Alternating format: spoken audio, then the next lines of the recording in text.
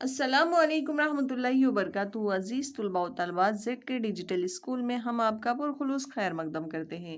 تو آئیے پیارے بچوں، جماعت پنجم مضمون ہے اردو اور دن ہے ہمارا 18واں۔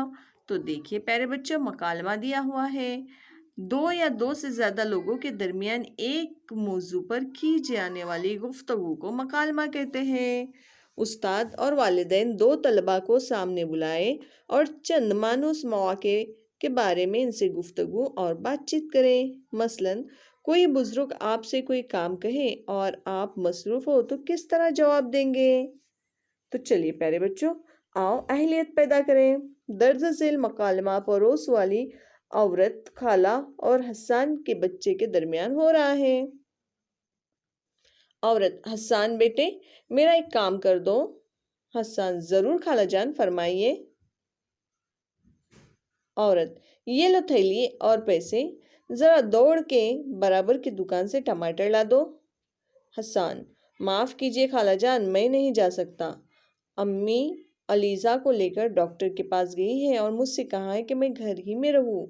عورت: مجھے تو بڑی سخت ضرورت تھی۔ حسان: تو پھر آپ ہمارے گھر رک جائیے، میں ٹماٹر لا دیتا ہوں۔ عورت: نہیں، میں تو ہنڈی چولہے پر چڑھا کر آئی ہوں۔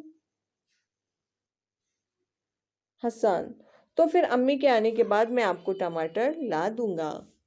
دیکھا پیارے بچوں، حسان نے کس طرح سے بات کی۔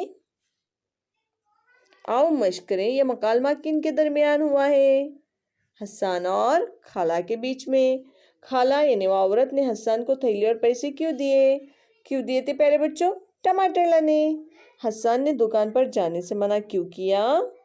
کیونکہ حسان کے گھر میں کوئی نہیں تھا۔ عورت خالہ حسان کے گھر پر رکنے کو کیوں تیار نہ ہوئی؟ کیونکہ انہوں نے بھی کھانا کس پہ چڑھایا تھا؟ چولہے پہ چڑھایا تھا۔ اب آؤ تخیلاتی بنے، اپنے کسی دو پڑوسی سے کسی ایک موضوع پر مکالمہ کیجیے۔ تو چلیے پیارے بچوں، مکالمہ تیار کیجیے، ہم ملتے ہیں آپ سے اگلے دن۔